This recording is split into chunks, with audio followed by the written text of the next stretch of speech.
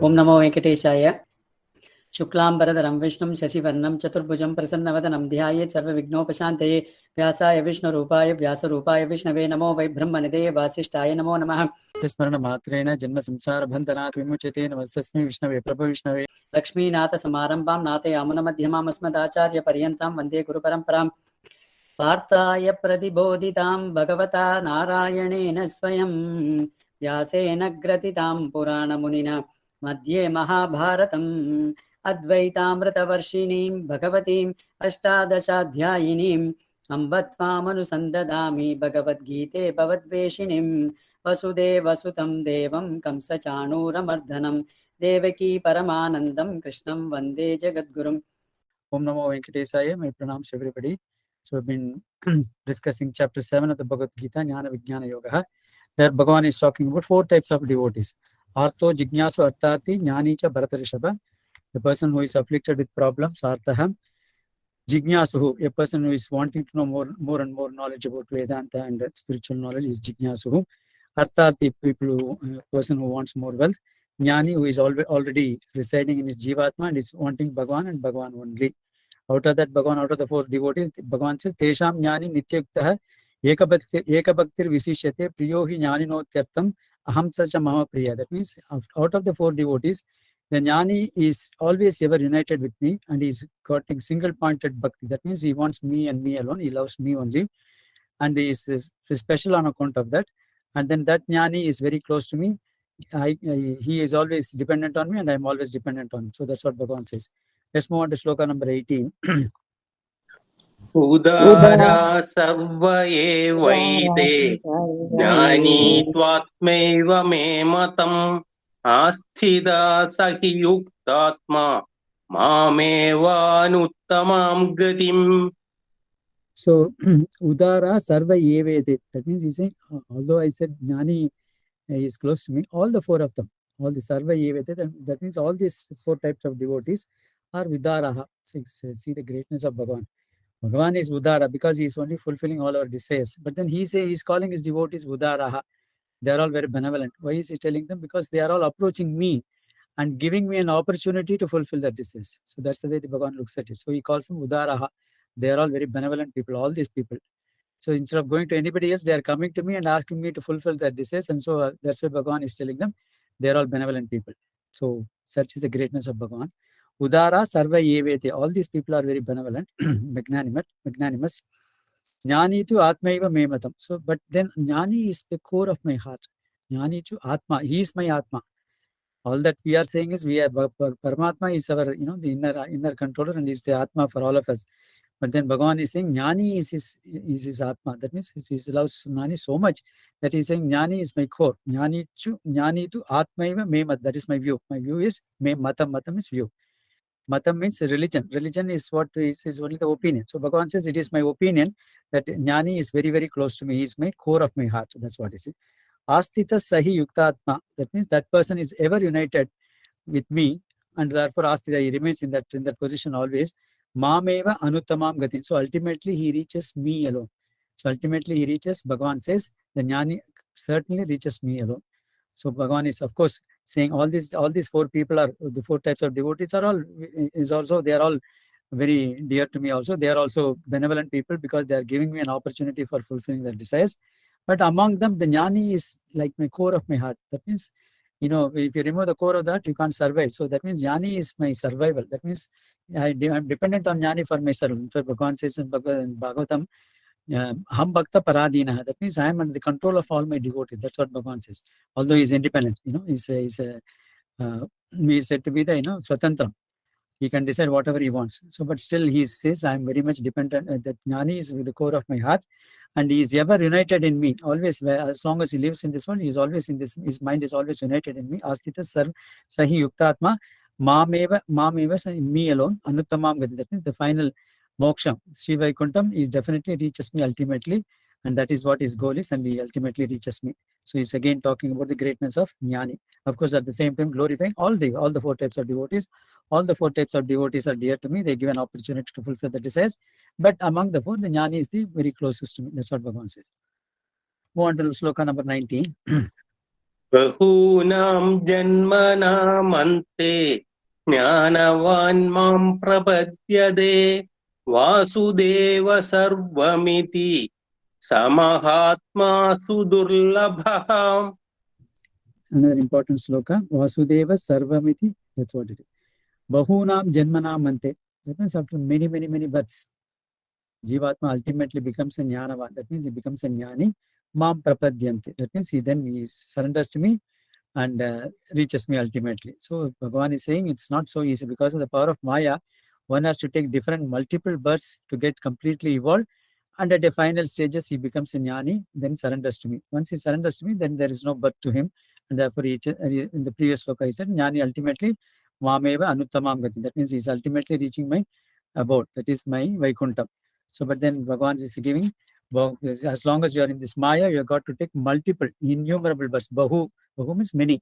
Bahunam Janmanam Ante. That means he has to take, at the end of multiple or several millions of births, he becomes a jnani because the evolution process takes place. First of all, he doesn't even bother about this Bhagavan at all. He's only bothered about, the selfish fulfillment of all his desires. Initially from tamasic, he moves on to rajasic. He's got a bucket list of desires to be fulfilled. Once he starts fulfilling all the desires, then only the spiritual knowledge dawns on him, saying that I've been working at it for a long time, but then still I'm not completely satisfied. Then he starts looking towards the, this dharma. Dharma is these scriptures and all those things. Then he starts following all these various yogas, jnana yoga, this karma yoga, raja yoga. Then finally reaches the jnana yoga and bhakti yoga, and then finally reaches the Bhagavan. Then once he comes into a jnani, he surrenders to the Bhagavan. Jnanavan mam prapadya. All along he thinks that he can do it on his own.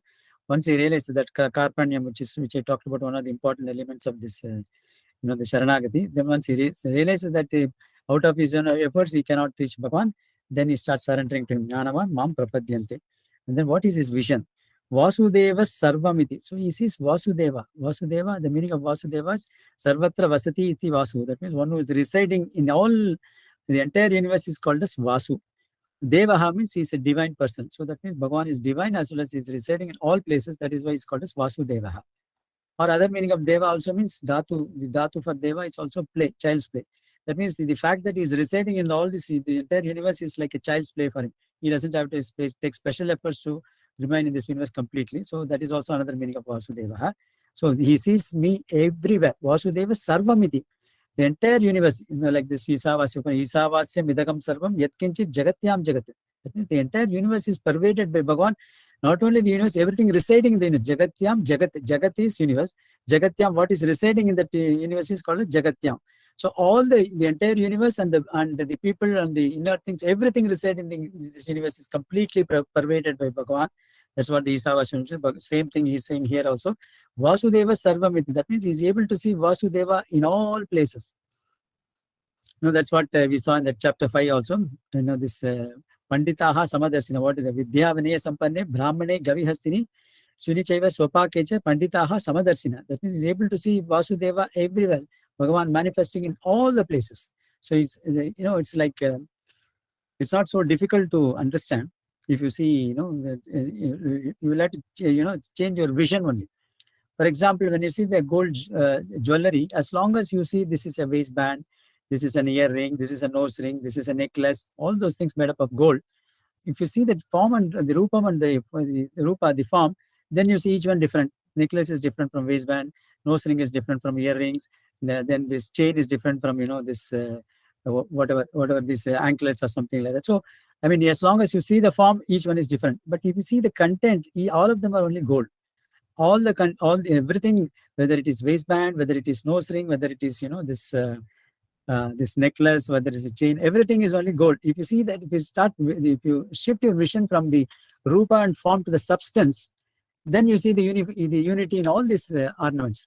All are made up of gold. Similarly, the moment you start seeing the differences in the form, this person is different, this is a dog, this is an elephant, this is a man, this is a woman. If you start seeing this form, then you see the differences. Supposing if you see all of them as, what is the substance in all of them? The substance in all of them is only Panchabhutas. Whether it is a dog, whether it is a cat, whether it is a human being, whether it is anything, all of them are made up of only this Panchabhutas. And Panchabhutas all came from Bhagavan, and therefore everything is Bhagavan only. So if he is able to see that that the shift is vision from that from the rupa and form, that is form and form, to name and form, to the substance. Then he will be able to see Vasudeva Sarvam. So that Vasudeva is the one who is present in all the things. Vasudeva Sarvam iti, and that person is very, very difficult to get. That's what it says. Some Mahatma, that great person, Sudurlabha. That means Durlabha. Durlabha means very, very difficult to get. Sudurlabha, very, very much more difficult to get. So that means a person who has that equanimity of vision of seeing me everywhere, that is the most difficult person on this earth to get. That's what Bhagavan says. So that's what the Jnani's vision becomes. The knowledge is what? Knowledge is you see the substance and not the form. The forms could be different, but then all are made up of only the same material, and the same material is only Bhagavan, as originated from Bhagavan, and therefore he is seeing Vasudeva Sarvamiti Sa Mahatma Sudurlabha. That's what it is. So this is another important, beautiful sloka. In fact, Ramanujacharya in his the Sharanagati Gatyam talks about this particular sloka also in the Sharanagati Gatyam. So Vasudeva Sarvamiti. So that is the key word. So seeing Vasudeva. You all saw Vasudeva Kutumbakam. That means all these things are only the family of Vasudeva himself, and therefore Vasudeva is able to see that vision, Bhagavan everywhere, and that person is very, very difficult for me to get. So the importance in this sloka is one has to surrender to the Bhagavan. Otherwise, you'll have to take millions and millions of births, still you won't be able to reach Bhagavan. So Vasudeva Jnanavan Mam Prapadyati. So as long as we know this knowledge and Bhagavan has given that knowledge, it's for us to surrender before Bhagavan. Once you surrender before Bhagavan, then this will be the last birth for us, and therefore Jnanavan Man Prapadyati. That's what it is. Then once you start doing this, slowly your vision will start moving from looking at the differences, but looking at the unity, which is the common denominator in all these things, is Vasudeva. And if you start seeing the Vasudeva everywhere, and that person is the most difficult person to get. That's what Bhagavan says. Let's move on to sloka number 20. हृदज्ञानाः प्रपद्यन्त्येन्य देवताः तं नियममास्थाय प्रकृत्या नियता स्वया. So Kamaihi taihi krita jnana. That means a person whose knowledge has been completely, taken away by this Maya. What does he do? Kamaihi taihi. That means he's got different desires. And that's prapadyante anya devata. That means they go to different devatas. So Bhagavan says they don't come to me. If people have different types of desires, their knowledge being stolen away by this, this Maya, they go to different deities. They go to Indra, they go to Varuna, they go to different deities, Agni, and therefore start worshipping them. Prapadyante anya devataha, the other deities. So for fulfillment of the desires. For example, a person wants the Vedas say, if you want more wealth, you'll have to do worship Agni. So like that.